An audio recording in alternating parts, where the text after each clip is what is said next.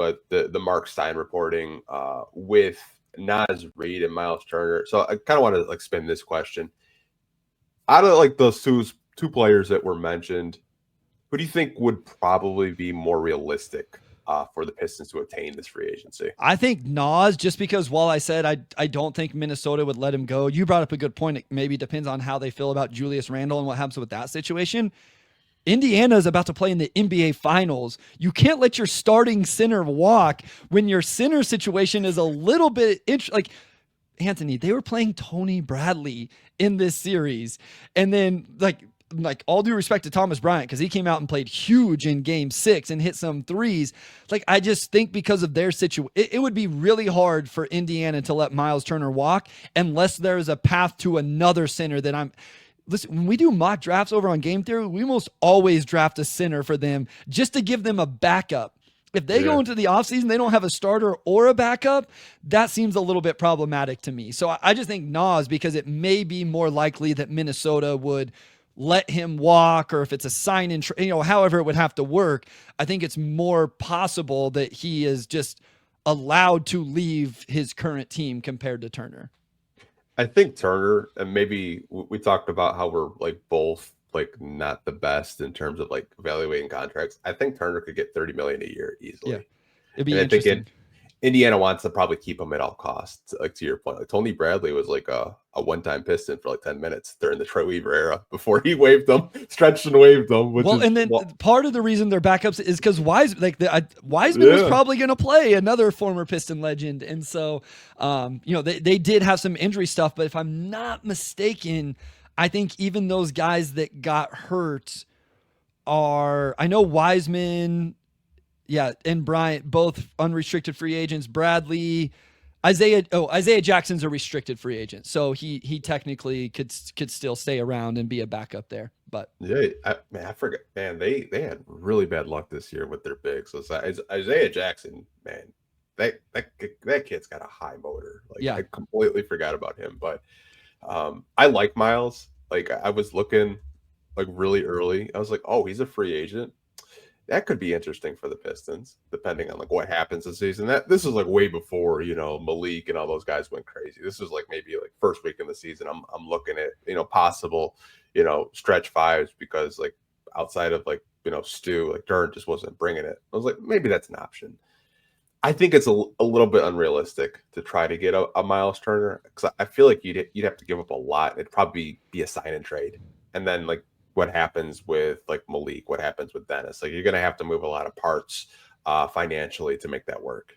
Yeah, no, I mean, that's the thing. Or if you want to open up the cap space, I think at this point to truly be a player for Turner, you'd almost have to move Stu's money elsewhere or Tobias Harris's. But again, whenever you start getting into those guys' money compared to like Fontecchio, it becomes harder because it's either Brooklyn or you have to find a trade exception.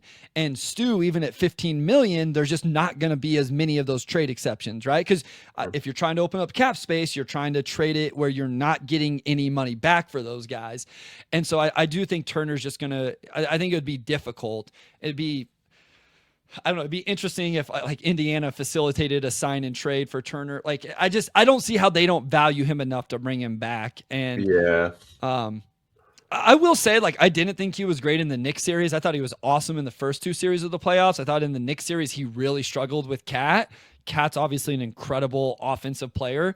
So I'm interested to see how Turner looks in the finals. Like, that may determine a little bit of just, like, how robust that market is in terms of the AAV he ends up signing for.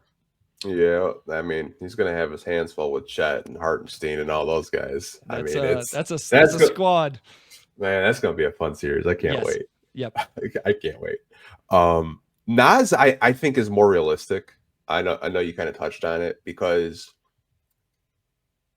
I think he would fit on this roster like a glove. I mean, I know I've listened to your podcast with Amari. Like, fans always mention we need a stretch four. We need a stretch four. Like, Naz kind of fits that bill. I don't think his AAV will be as much. I don't know if you saw that like leaked conversation he had with the bettor saying I'm about to get $100 million a year. I did not see that. Like some better like said, man, you missed me on my points, and like you like went back and forth with like some random guy saying like, oh, like you cost me money and called the guy broke, which was really funny and entertaining actually to kind of read. But like, I honestly think he's way more realistic than Myles Turner. I think Myles, like, you have to move a lot of parts, and I kind of like the fit with Nas, and I've been high on him probably since I did my pre-draft stuff during the Sekou draft. Like, I wanted him in the second round, and he goes undrafted, and I was like, shit. Yeah, no, he offensively he would bring a real interesting, and like again, like you move him into, maybe obviously he'd come off the bench next year. I assume he'd come off the bench, and then maybe he supplants Tobias Harris after 1 year. Maybe he does it this year. Maybe Tobias would be willing to take a backseat. I don't know. And this is where someone like Asar, Ron's development, honestly, JI's development defensively, JD's, like you get Nas in there, and if you have the right, like not necessarily known for his defense, but if you have these really good wing defenders, you have some rim protection, stuff like that, then you just let his offense cook, and he would be really interesting. Like they're another team. I'm not great with sign and trade. I do not like try to parade myself as a CBA expert at all, but like I wonder what else it would take. Like I wonder how like Schroeder would make sense in Minnesota to me. So like, is there a double sign and trade? Like I don't even know if that's possible. I need Kyle Metz to like let me know how these mechanisms work. But I mean, you wouldn't do that 1-for-1. But like, is there a starter there of Schroeder somehow ends up in Minnesota, Nas somehow ends up in Detroit? And that would be interesting to me because I think him and Stu would be awesome together. He could still play with Duran. He plays with Asar. Like everybody plays with Cade, so that's not even a question. Like Naz Reid is really good, man. Like I think he can really score the basketball. So he would be interesting. Yeah, him and Ron just have to hug it out if he did get traded. Because I think they would like that. I watched that game recently, and I'm still watching. I was like, man, why the hell did he get mad? Like he didn't do anything. It's I don't know. There's so much of that in the NBA. I'm sure they would figure it out.